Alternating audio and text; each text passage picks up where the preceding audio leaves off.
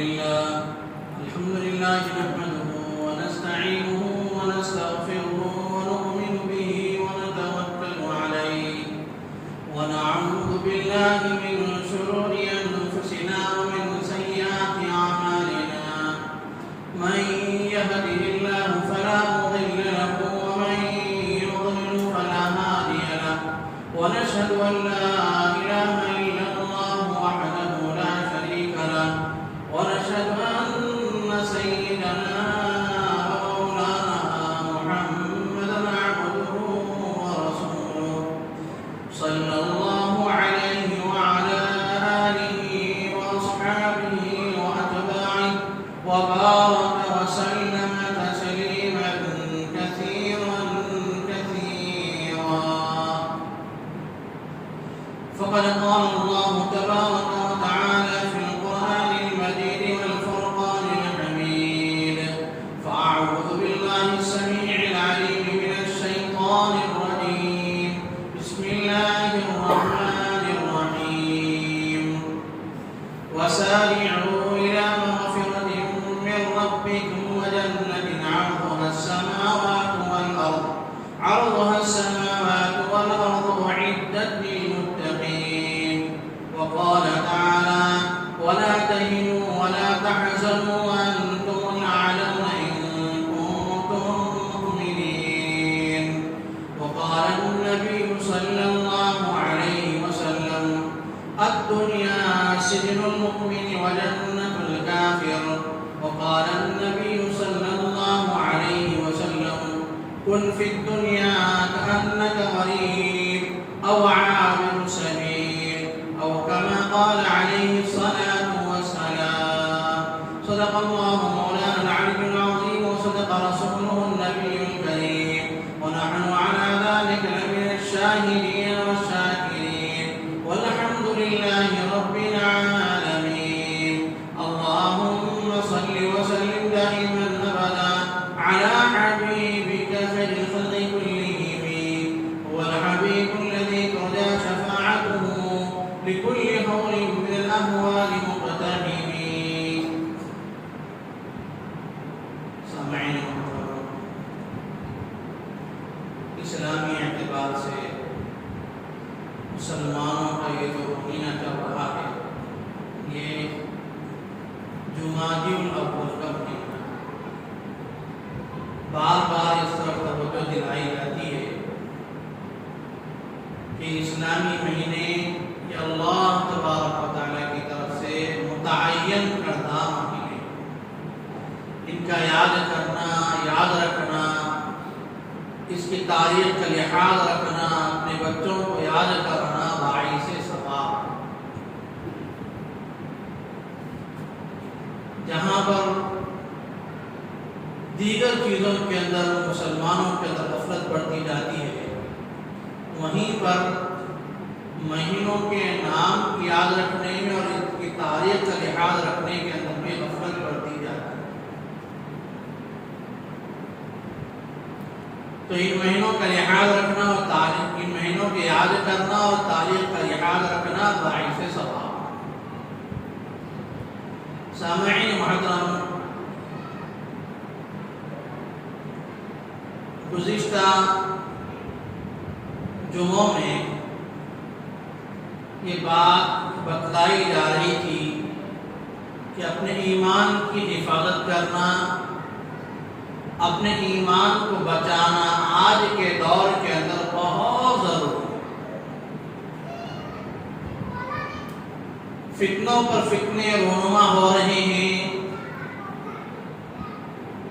اور ایمان والوں کے ایمان کو سلب کرنے کی کوشش کی جا رہی ہے ایمان والوں کے ایمان کو ختم کرنے کی کوششیں جاری ہے تو اس سلسلے میں گزشتہ جمعوں کے اندر بھی بات آئی ہے کہ فتنوں سے بچنا اور اپنے ایمان کی حفاظت کرنا آج کے اس جمعہ میں یہ بات بتلائی جائے گی کہ ایمان کی کتنی قدر و قیمت ہے اور اللہ کے نبی صلی اللہ علیہ وسلم نے حضرات صحابہ کرام رضوان اللہ تعالی علیہم اجمعین کے دلوں کے اندر ایمان کی کس قدر و قیمت بٹھائی تھی، اور حضرات صحابہ کرام رضوان اللہ تعالی علیہم اجمعین نے اپنے ایمان کو بچانے کے لیے کس طرح کی قربانیاں پیش کی، انشاءاللہ تبارک و تعالی آج کے اس جمعہ میں اسی موضوع پر گفتگو کی جائے۔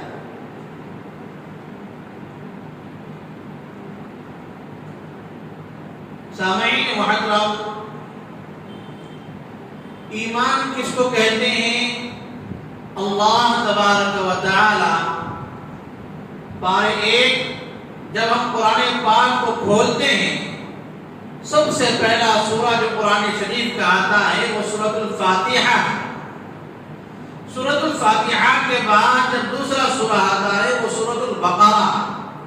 سورۃ البقرہ کی ابتدائی آیت کے اندر اللہ تبارک و تعالی فرما رہے ہیں الف لام میم۔ الف لام میم کے کیا معنی ہیں، اس کا کیا مطلب ہے، اس کی کیا تفسیر ہے، اس کی کیا تشریح ہے، اس کی کیا تفصیل ہے، اس کے بارے میں حضرات مفسرین کہتے ہیں اللہ اعلم بمرادی، اس کی مراد کیا ہے، اس کا مطلب کیا ہے، اللہ تبارک و تعالی بہتر جانتا ہے۔ اس کے بعد میں اللہ تبارک و تعالی فرما رہے ہیں کہ ذالک الکتاب لا ریب فیہ ھدی للمتقین، یہ ایسی کتاب ہے جس کے اندر ذرہ برابر بھی شک و شبہ کرنے کی گنجائش نہیں ہے۔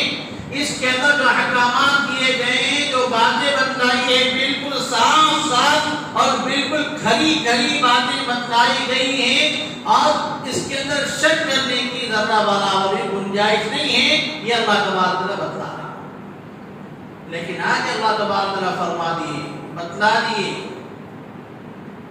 ھدی للمتقین، یہ کتاب تو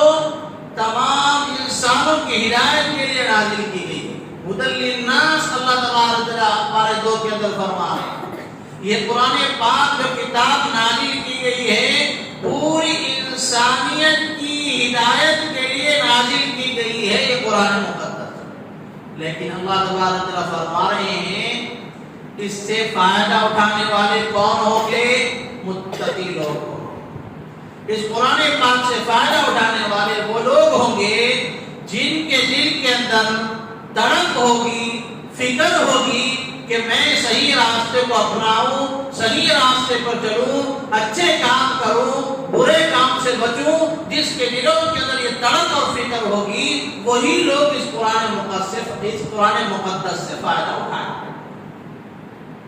اور ہم دیکھتے بھی ہیں دنیا کے اندر بہت ساری چیزیں ہماری فائدے کے لیے بنائی جاتی ہیں، لیکن فائدہ اٹھانے والے بہت کم نظر آتے ہیں۔ پابندی اس کی نہیں ہوتی۔ جیسے مثال کے طور پر صحت کے حساب سے لے لیں کہ کھانے پینے کے سلسلے میں احتیاط کی جائے، احتیاط برتی جائے، اور بتلا دیا جائے کہ دیکھو یہ صحت کے لیے یہ فائدہ مند چیزیں ہیں اور صحت کے لیے نقصان دہ چیزیں ہیں، بتلانے کے باوجود بھی لوگ اس کو فالو نہیں کرتے، اس پر عمل نہیں کرتے۔ اکثر وہ بہتر دیکھنے میں آتا ہے۔ مثال کے طور پر یہ بتلایا جائے کہ بھئی گٹکا کھانا نقصان دہ ہے، کینسر اس کی وجہ سے ہو جاتا ہے، سگریٹ پینا نقصان دہ ہے، اس کی وجہ سے بیماریاں لاحق ہو جاتی ہیں، سب معلوم رکھنے کے باوجود بھی لوگ اسی طرف جاتے ہیں۔ اب بہت سارے لوگ ایسے بھی الحمدللہ جو پرہیز کرتے ہیں، لیکن بتلانے کا مقصد یہ ہے کہ بتلانے کے باوجود یہ نقصان دہ چیزیں ہیں، اس سے نقصان ہوگا،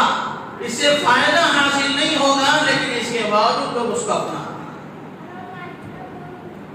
اب بعض لوگ وہ ہوتے ہیں جو بتلانے کے بعد پرہیز کرنا شروع کر دیتے ہیں۔ تو اللہ تبارک و تعالی یہی بتلا رہے ہیں ھدی للمتقین، قرآن پاک تو پوری انسانیت کے لیے نازل کی گئی ہے، لیکن ہدایت پانے والے لوگ، اس سے نصیحت حاصل کرنے والے لوگ متقی لوگ ہوں۔ اس کے بعد میں اللہ تبارک و تعالیٰ فرما رہے ہیں کہ ایمان کس کو کہتے ہیں، یہ چیز اصل بتلانا مقصد ہے۔ اللہ تبارک و تعالیٰ فرما رہے ہیں الذین یؤمنون بالغیب ویقیمون الصلاۃ۔ الذین یؤمنون بالغیب، ایمان کہتے ہیں کہ غیب کی چیزوں کو مان لینا، اللہ تبارک و تعالیٰ جو بتلا دیے اور اللہ کے نبی صلی اللہ علیہ وسلم جو بات اللہ تبارک و تعالیٰ کی طرف سے لے کر ہم کو پہنچا دیے، ہم اپنی آنکھوں سے دیکھے نہیں، لیکن اس کے باوجود اللہ کا کلام ہے، اللہ کی بات ہے، اور نبی رحمت صلی اللہ علیہ وسلم نے ہم کو بتلا دی ہے، اس بات پر یقین کر لینا کہ ایمان۔ مثال کے طور پر ہم اللہ تبارک و تعالیٰ کو نہیں دیکھے، لیکن ہم کو بتایا گیا وَإِلَٰهُكُمْ إِلَٰهٌ وَاحِدٌ کہ تمہارا اللہ ایک اللہ ہے، اور اسی اللہ کی عبادت کرنا ہے، اسی اللہ کی فرمانبرداری کرنا ہے، اسی اللہ کے سامنے جھکنا ہے، یہ بتایا گیا ہے۔ تو ہم مان لیے کہ ہمارے اللہ ایک اللہ ہے، اور ایک اللہ ہی کی ہم کو مرتے دم تک عبادت کرنا ہے۔ اور آپ کے علم میں اضافے کے لیے ایک بات بتلا دوں، قرآن پاک کے اندر 3 عقائد پر بہت زیادہ زور دیا گیا۔ ایک اللہ کی وحدانیت پر، اللہ تبارک و تعالیٰ ایک ہے، اکیلے ہیں، ایک اللہ کی عبادت کرنا، ایک اللہ کے علاوہ کسی کی عبادت نہیں کرنا، اس پر بہت زیادہ زور دیا گیا ہے تاکہ ایمان والوں کے دلوں کے اندر یہ عقیدہ مضبوطی کے ساتھ بڑھ جائے کہ ایک اللہ کے علاوہ کسی کی عبادت کی ہی نہیں جا سکتی۔ اس کے اوپر زیادہ زور دیا جائے۔ دوسرے، نبی رحمت صلی اللہ علیہ وسلم کی رسالت پر کہ محمد صلی اللہ علیہ وسلم اللہ تبارک و تعالیٰ کے بندے ہیں، اللہ کے رسول ہیں، اللہ کے نبی صلی اللہ علیہ وسلم جو پیغام آپ تک پہنچا دے اس کو مان لینا، اس کو تسلیم کر لینا اور اس پر عمل پیدا ہونا ضروری ہے۔ بار بار قرآن پاک کے اندر بتلایا گیا اللہ کے نبی صلی اللہ علیہ وسلم کی رسالت، اللہ کی وحدانیت بھی ضروری ہے اور اللہ کے نبی صلی اللہ علیہ وسلم کی رسالت بھی ضروری ہے۔ اور تیسری چیز جو بتلائی گئی ہے، جس پر زیادہ زور دیا گیا ہے، وہ آخرت کی فکر دل کے اندر پیدا کرنا کہ اللہ تبارک و تعالیٰ یہ دنیا کے اندر جو ہم کو بھیجے ہیں یہ امتحان کی جگہ ہے، ایگزام ہال ہے، یہاں پر ہم پوری زندگی اور ہمیشہ رہنے کے لیے یہاں پر نہیں آئے ہیں، بلکہ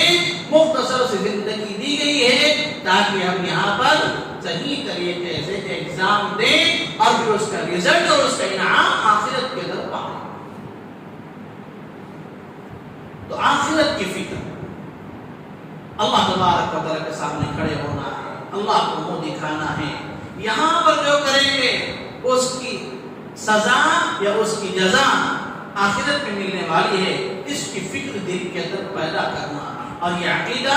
ایسا عقیدہ ہے اگر جس کے دل کے اندر آخرت کی فکر پیدا ہو جائے اور اللہ تبارک و تعالیٰ کے سامنے کھڑے ہونے کا ڈر اور خوف ہو جائے تو وہ بندہ کبھی بھی زندگی میں غلط کام نہیں کر سکتا، اللہ تبارک و تعالیٰ کی نافرمانی نہیں کر سکتا، اللہ کے حکموں کو توڑ نہیں سکتا، کسی کو گالی نہیں دے سکتا، کسی کو ستا نہیں سکتا، کسی کو ظلم نہیں کر سکتا، جب دل کے اندر آخرت کا عقیدہ مضبوطی کے ساتھ جمع ہوا۔ میرے بھائی، اللہ تبارک و تعالیٰ نے آخرت کے سلسلے میں جو قرآن پاک کے اندر نقشہ کھینچا ہے وہ ایسا نقشہ ہے کہ ہم اگر یہ سن لیں تو ہمارے جو رونگٹے کھڑے ہوتے ہیں۔ اللہ تبارک و تعالیٰ فرما رہے ہیں، سورہ معارج کے اندر بھی ہے، سورہ عبس کے اندر بھی اللہ تبارک و تعالیٰ بتلا رہے ہیں قیامت کا منظر اور قیامت کی ہولناکی ایسی ہولناکی ہوگی۔ اللہ تبارک و تعالیٰ فرما رہے ہیں آدمی ایک دوسرے سے بھاگے گا، باپ بیٹے سے بھاگے گا، ماں بیٹی سے بھاگے گی، بیٹی ماں سے بھاگے گی، دوست بھاگے گا، کوئی کسی کو پہچاننے والا نہیں ہوگا، بس نفسی نفسی کا عالم ہوگا، میرا کیا ہوگا، میرا کیا ہوگا، میرا کیا ہوگا، ہر ایک کو یہ فکر ہوگی۔ حتیٰ کہ اللہ تبارک رسول معارف کے اندر فرما رہے ہیں یہ لوگ کہیں گے وَمَنْ فِي الْأَرْضِ جَمِيعًا ثُمَّ يُنْجِي، اے اللہ تبارک و تعالی دنیا کے اندر بسنے والے جتنے لوگ ہیں، چاہے وہ میری ماں ہو، چاہے وہ میرا باپ ہو، چاہے وہ میرے بھائی ہو، چاہے میرے بہن ہو، چاہے رشتے دار ہو، چاہے دوست و احباب ہو، چاہے استاد ہو، چاہے شاگرد ہو، زمین پر جتنے بسنے والے لوگ گزرے ہیں، اے اللہ تبارک و تعالی آپ ان سب کو جہنم میں ڈال دیجیے، مجھ کو اس کی کوئی پرواہ نہیں ہے، صرف مجھ ایک کو جنت میں ڈال دیجیے، مجھے ایک کو جنت میں ڈال دیجیے۔ میرے والد جہنم میں گئے کوئی پرواہ نہیں ہے مجھ کو، میری ماں جہنم میں گئے اس کی کوئی پرواہ نہیں ہے مجھ کو، دیگر رشتے دار جہنم میں گئے مجھ کو اس کی کوئی پرواہ نہیں ہے، لیکن مجھ ایک کو اے اللہ جہنم میں ڈال دیجیے۔ ایس کی ہولناکی کا مطلب اللہ تعالیٰ فرما رہے ہیں نفسا نفسی کا عالم ہوگا، کوئی کسی کو پوچھنے والا نہیں ہوگا، ہر ایک اپنی پڑی ہوئی ہوگی، میرا کیا ہوگا، میرا کیا ہوگا۔ تو میرے بھائی یہ عقیدہ ایسا عقیدہ ہے کہ اگر جو ہے نا ہمارے دلوں کے اندر یہ عقیدہ مضبوطی سے بیٹھ جائے تو کبھی بھی کوئی بھی برائی ہو ہی نہیں سکتی، ہو ہی نہیں سکتی کوئی بھی برائی۔ لیکن یہ عقیدہ ہمارے دلوں سے ختم ہوتا چلا جاتا ہے، زبانوں پر ہے لیکن دل کے اندر جو مضبوطی کے ساتھ بیٹھنا چاہیے وہ نہیں۔ اس وجہ سے تو برائی عام ہوتی چلی جا رہی ہے،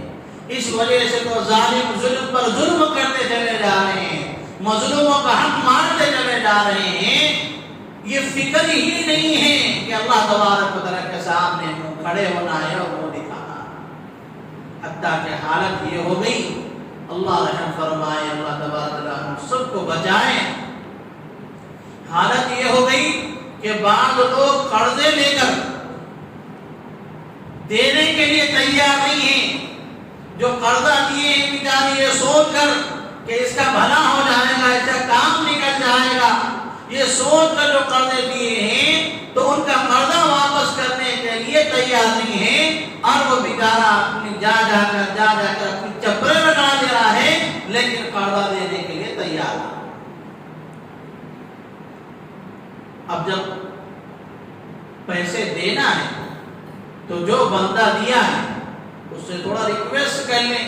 کہ بھئی تھوڑا سا اور موقع دے دو، تھوڑا سا اور مہلت دے دو، میں کوشش میں لگا ہوا ہوں، جستجو میں لگا ہوا ہوں، جیسے ہی میرا ہاتھ کھلے گا انشاءاللہ میں آپ کو دینا دے دوں گا،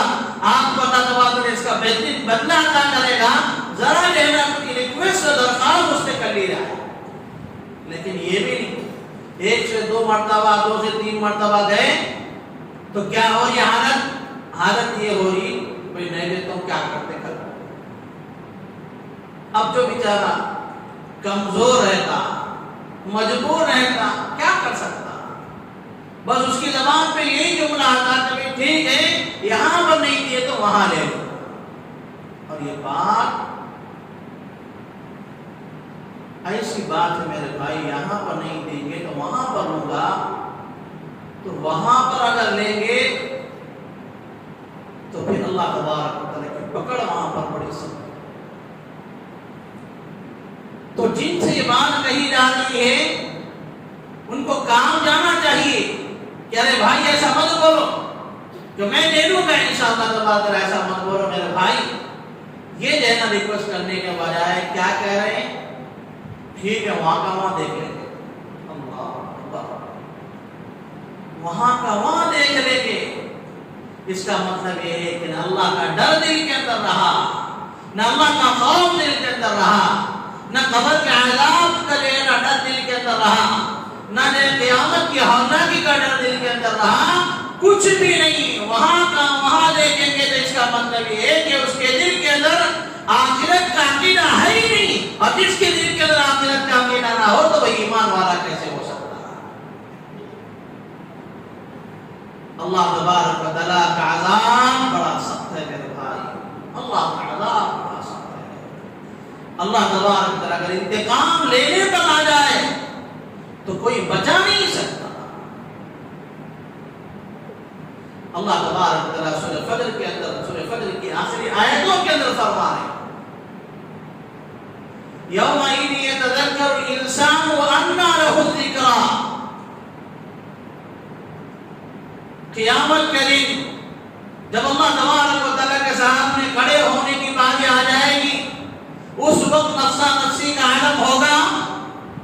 تو اللہ تبارک و تعالیٰ فرما رہے ہیں انسان نے کیا کہے گا؟ یومئذ یتذکر الانسان وانیٰ لہ الذکریٰ. انسان کہے گا کہ کاش میں جو ہے نا دنیا کے اندر رہ کر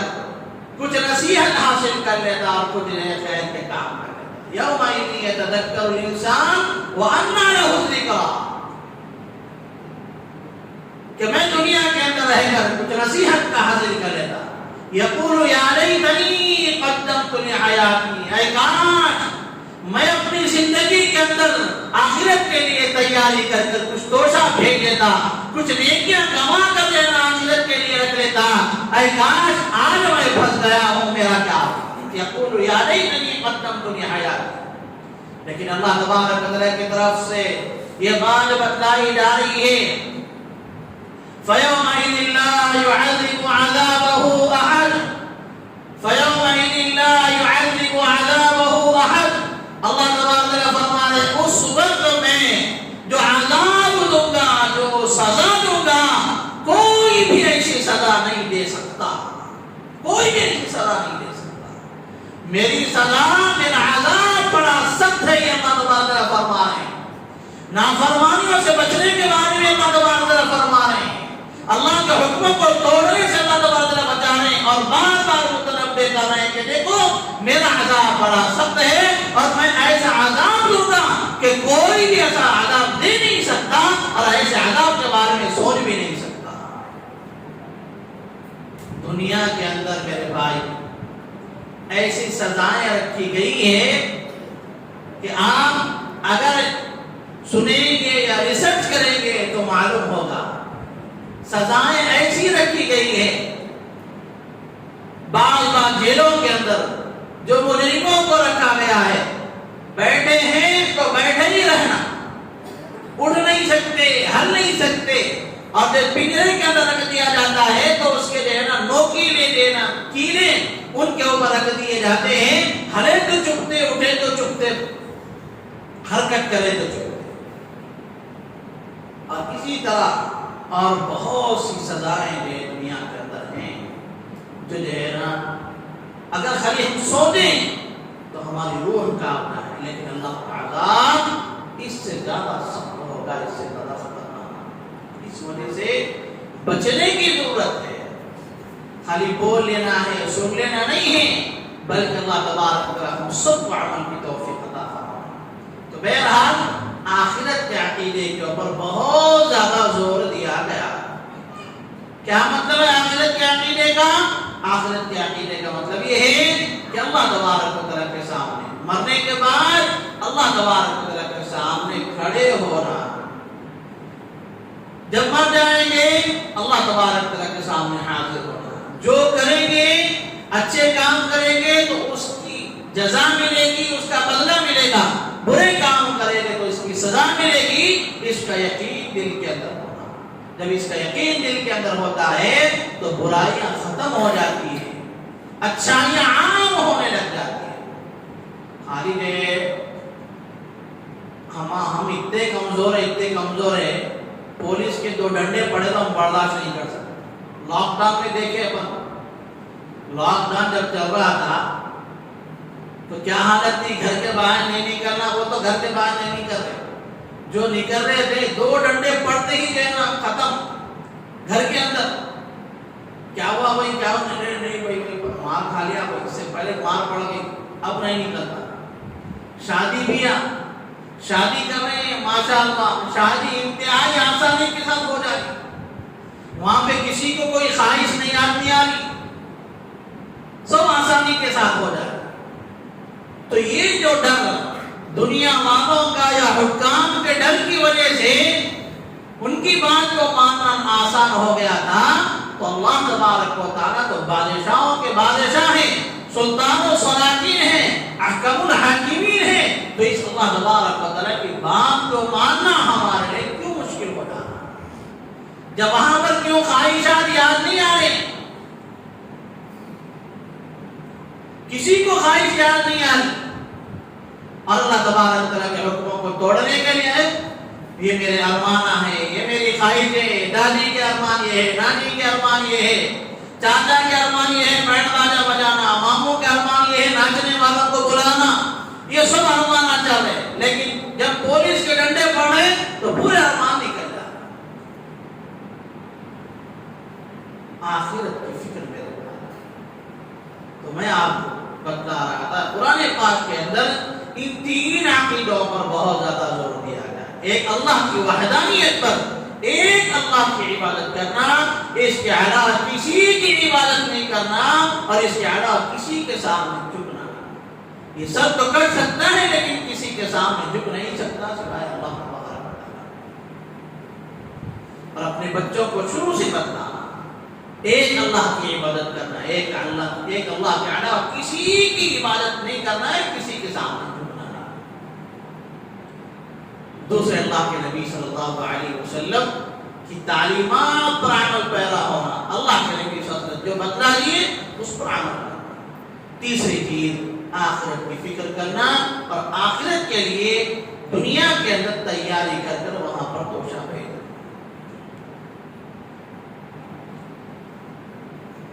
اللہ کے نبی صلی اللہ علیہ وسلم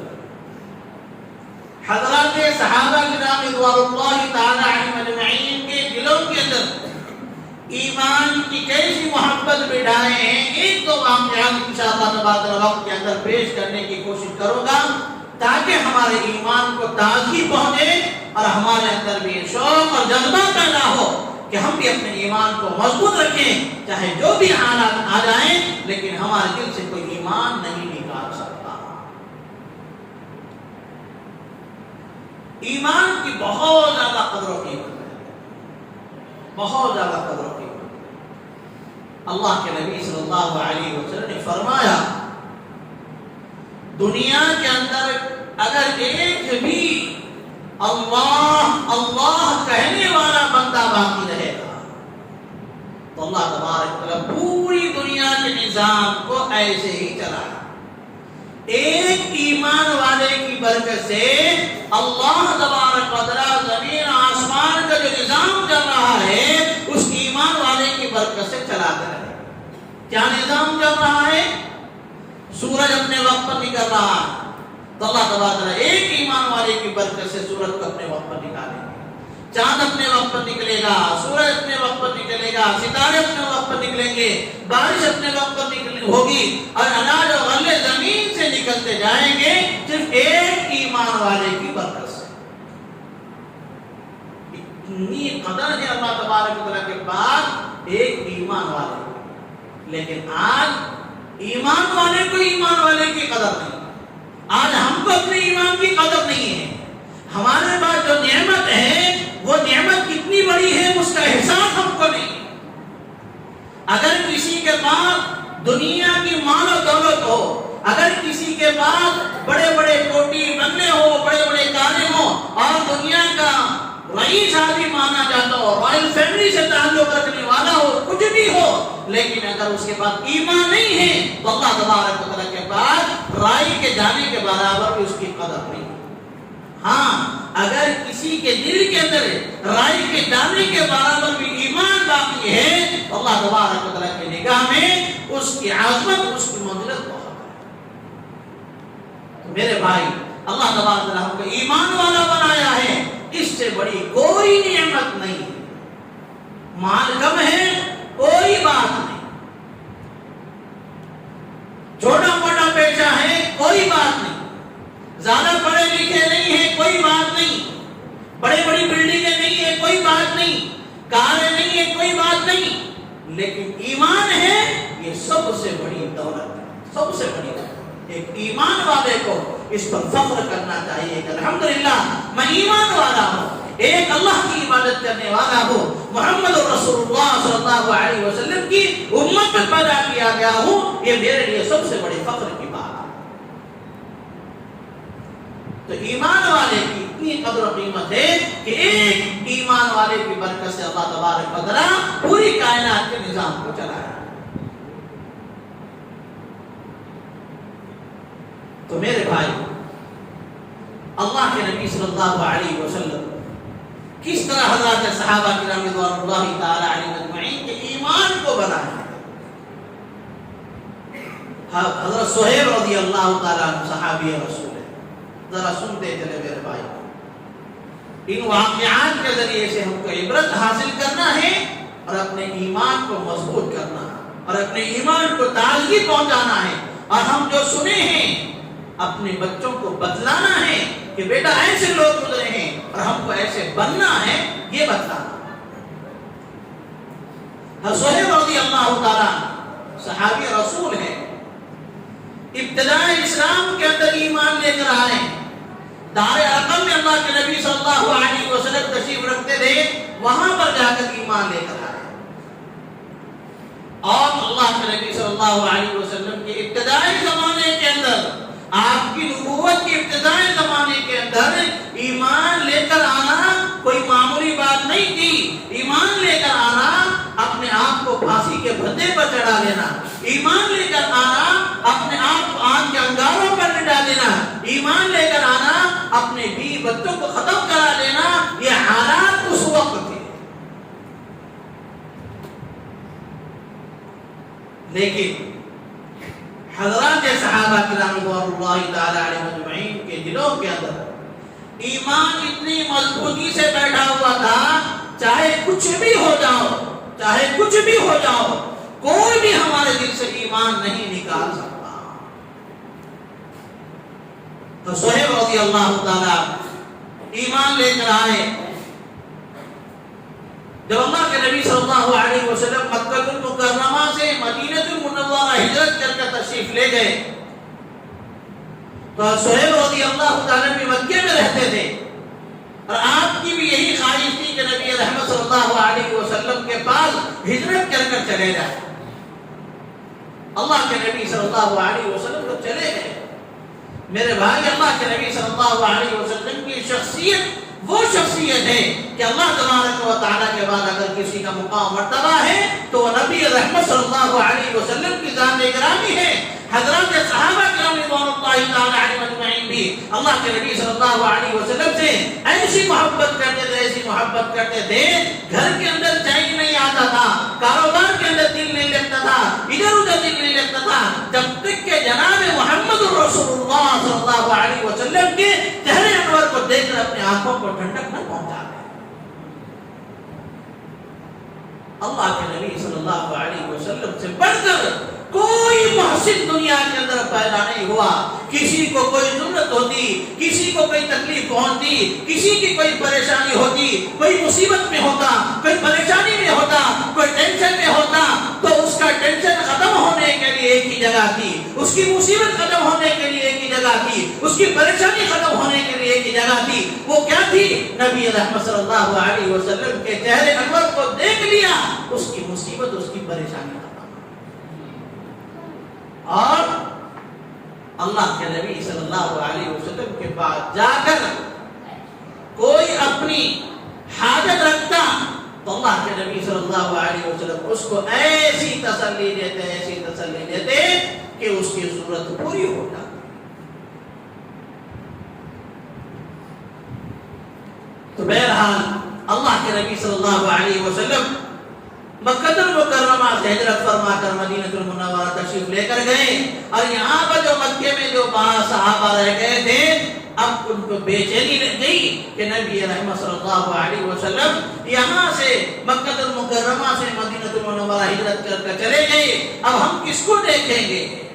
ہم اپنی آنکھیں کس چیز سے ٹھنڈا کریں گے؟ اللہ کے نبی صلی اللہ علیہ وسلم چلے گئے تو وہ فکر کے اندر ہے کہ ہم بھی جلد سے مدینہ المنورہ چلے جائیں گے۔ صہیب رومی رضی اللہ تعالیٰ کے دل کے اندر یہی تڑپ تھی، تو وہ مکہ کے سرداروں سے چھپ چھپا کر مدینہ المنورہ ہجرت کر کر جانا چاہتے تھے، اور جانے کے لیے نکل گئے،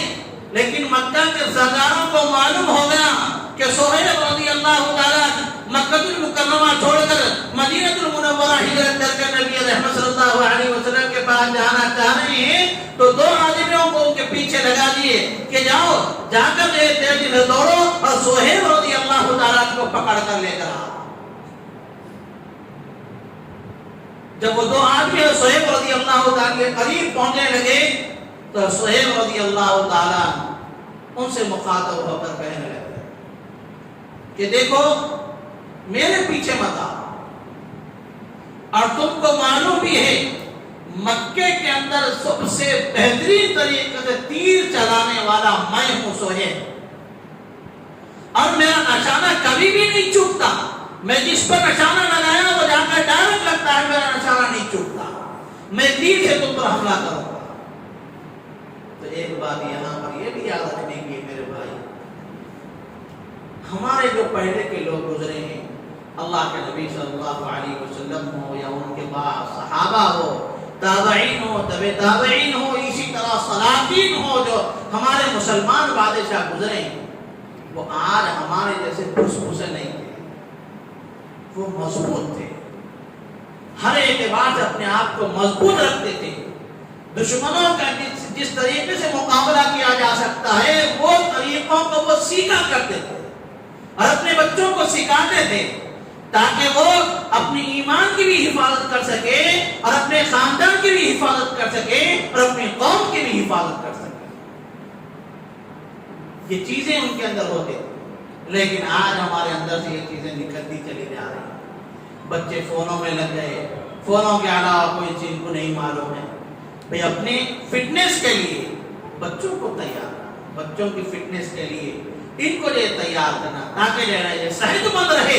اور اپنے قوم اور اپنے ملک کی حفاظت کر سکے، ایسا ان کو مضبوط بنانا۔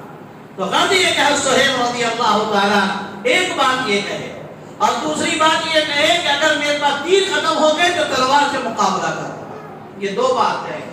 اس کے بعد میں بولنے لگے کہ دیکھو میں تم کو ایک آفر دیتا ہوں، وہ آفر یہ ہے کہ تم میرا پیچھا چھوڑو اور میری جتنی پراپرٹی ہے، میرا جتنا مال ہے، میں جو بھی بزنس اور تجارت کاروبار کرتا ہوں وہ فلاں جگہ پر ہے، تم اس کو لے لو اور مجھ کو مدینہ المنورہ جانے دے دو، میں محمد رسول اللہ صلی اللہ علیہ وسلم کے پاس جانا چاہتا ہوں۔ تو دیکھیے اپنے ایمان کے لیے اور نبی رحمت صلی اللہ علیہ وسلم کے پاس جانے کے لیے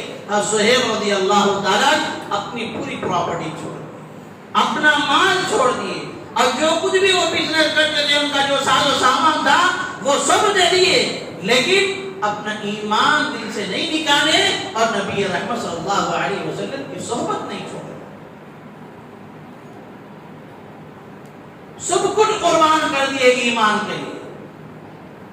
تو یہ چیزیں ہمارے اندر بھی آ گئی، آج ہمارے اندر کیا حالات آ گئے، ہماری کیا کیفیت بن گئی۔ 10 روپے کے لیے جھوٹ، 20 روپے کے لیے جھوٹ، چند پیسوں کے لیے مارم توڑی، قتل و غارت گیری، گالی گلوچ، لڑنا مارنا، ختم کرنا، رشتہ داریاں توڑ دینا، یہ چیزیں ہمارے اندر عام ہو گئی۔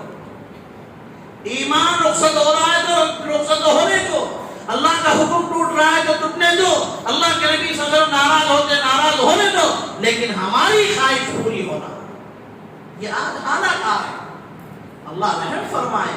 ہم دیکھیں، نظر دوڑائیں حالات کس طرح چل رہے ہیں اور ہم کس موڑ پر جا رہے ہیں، کس طریقے کو اپنا رہے ہیں۔ بڑوں کی بھی وہی حالت ہو رہی ہے، چھوٹوں کی بھی وہی حالت ہو رہی ہے۔ اللہ رحم فرمائے میرے بھائی، ان واقعات کے ذریعے سے ہم کو عبرت حاصل کرنا ہے، اپنے بچوں کو بتلانا ہے، یہ اسٹوری وہ اسٹوری میں اس کو لائک کرتا ہوں، میں اس کو لائک کرتا ہوں نہیں، بلکہ جو ہے نا جو اللہ تبارک و تعالی اللہ کے نبی صلی اللہ علیہ وسلم کو جو صحابہ دیے ہیں ان کی زندگیوں کو بتلائیں کہ وہ کس طرح قربانیاں دیے اور کس طرح اسلام کو بلند کیے، اپنے آپ کو کٹا دیے، لٹا دیے، اس کے بعد جا کر یہ ایمان ہم تک پہنچا ہے۔ اپنے بچوں کو بتلائیں یہ ایمان ایسا نہیں پہنچا، بلکہ جو ہے اس کے پیچھے بہت ساری قربانیاں دی گئی، خون کی ندیاں بہا دی گئی، اس کے بعد میں اسلام ہم تک پہنچا ہے۔ اور بتلائیں. لائک جو کرنا ہے، جس کو چاہنا ہے، پسند کرنا ہے، وہ حضرات صحابہ کرام رضوان اللہ تعالی علیہم اجمعین ہیں. ان کی زندگیوں کو دیکھو، کس طرح بہادر تھے، کس طرح شیر تھے اور کیسے ہیرو تھے. ان کو بتلانا، یہ دینا گلی کوچوں میں ناچنے والوں کو لینا ہیرو بتلایا گیا اور بچے وہی سمجھ رہے یہ ہیرو. جو مرد مجاہد گزرے ہیں، جو بہادر گزرے ہیں، جن کی زندگیاں بہادریوں سے بھری پڑی ہیں، وہ اپنے بچوں کو بتلائیں تاکہ ان کے دلوں کے اندر بھی بہادری کا جذبہ، شوق پیدا ہو کہ ہم بھی ایسے بہادر بنیں اور اپنے آباء و اجداد کے نام کو روشن کریں. تو بہرحال میرے بھائی، اللہ تبارک و تعالی ہم سب کو اپنے ایمان کو مضبوط کرنے کی توفیق عطا فرمائے اور اپنے آپ پر فخر کرنے کی توفیق عطا فرمائے کہ اللہ تبارک و تعالی نے ہم کو ایمان والا بنایا اور ایک اللہ کی عبادت کرنے کی توفیق عطا فرمائی. ادھر ادھر جھکنے سے اللہ تبارک و تعالی ہم کو بتا کر اللہ کا شکر ادا کریں. دیکھیں دنیا کے اندر لوگ کس طرح لینا، کس کس کے سامنے جھک رہے ہیں. کہیں پہاڑ نظر آ گیا وہاں پر، کہیں جھرنا نظر آ گیا وہاں پر، سورج دیکھ رہی ہے وہاں پر، لیکن اللہ کا شکر ادا کریں کہ اللہ تعالیٰ ہم کو ایک اللہ کے سامنے جھکنے کی توفیق عطا فرمایا. یہ بھی بہت بڑی دولت ہے، بہت بڑی نعمت ہے اللہ تبارک و تعالیٰ. اور اس کے ساتھ ساتھ میں اپنے آپ کی اصلاح، اپنے آپ کی فکر کہ میرا ایمان بڑھ رہا ہے یا کمزور ہو رہا ہے. اور ایمان کب بڑھے گا؟ جب ہم نمازوں کی پابندی کریں گے، اللہ کے احکامات پر چلیں گے، اللہ کے نبی صلی اللہ علیہ وسلم کی تعلیمات کو اپنی زندگیوں کے اندر لے کر آئیں گے اور آخرت کی فکر اپنے دلوں کے اندر پیدا کریں گے، تو اسی وقت ایمان تازہ. اور اس کے ساتھ ساتھ میں اپنی اصلاح کی فکر کرنا، گالی گلوچ سے بچنا. میرے بھائی، اللہ تبارک و تعالی رحم فرمائے، زبانیں ہماری انتہائی گندی ہوتی چلی جا رہی، انتہائی گندی. بولتے ہیں کچھ، پہلے بولنے سے پہلے گالی آئیں گی، اس کے بعد میں وہ بات آئیں گی. پانی لے کے آؤ بول کے بول رہے تو پہلے گالی آ رہی، اس کے بعد پانی لے کے آؤ. یہ کام کرو بول کے بول رہے، پہلے گالی آ رہی، اس کے بعد میں یہ کام کرو بول کے بول. اللہ رحم فرمائے میرے بھائی، یہ چیز اگر ہمارے معاشرے سے ختم نہیں ہوگی تو ہمارے بچے اور بگڑتے چلے جائیں. تکلیف ہوتی ہے، دیکھ کر تکلیف ہوتی ہے. ابھی 2-4 دن پہلے کی ایک بات بتا رہا ہوں میں، ایک نوجوان بندہ شادی شدہ ہے اور پھر جو ہے نا ساتھ میں بیوی بھی ہے اور پھر جوان بیٹی بھی ساتھ میں ہے، بچے بھی ہیں. فون پر بات کر رہے ہیں کسی سے اور جو ہے نا کسی چیز کا لحاظ نہیں، کسی دن نہ جو ہے نا بیوی ہے ساتھ میں اس کا لحاظ نہیں، بچی ہے ساتھ میں اس کا لحاظ نہیں. فون پر اتنی گندی گالیاں. اللہ رحم فرمائے. کیا ہے میرے پاس؟ کہاں چلے گئے ہمارے اخلاق؟ کہاں چلے گی ہماری شیریں زبان جس کی باتوں کو سن کر لوگ اسلام میں داخل ہوتے تھے؟ آج ہماری گفتگو سے، ہمارے اخلاق سے، ہمارے کردار سے آج لوگ دور ہوتے چلے جا رہے ہیں. تو بہرحال میرے بھائی، اپنے آپ کو بنانے کی ضرورت ہے اور اپنے بچوں کی صحیح تربیت کرنے کی ضرورت ہے اور اپنے ایمان کی حفاظت کرنے کی سب سے زیادہ ضرورت ہے. اللہ تبارک و تعالی ہم سب کو اس کی توفیق عطا فرمائے. اللہ تبارک و تعالی بولنے والا بھی محتاج ہے، سننے والے بھی محتاج ہیں. اللہ تبارک و تعالی ہر دو کا عمل کی توفیق عطا فرمائے. وآخر دعوانا الحمدللہ رب العالمین.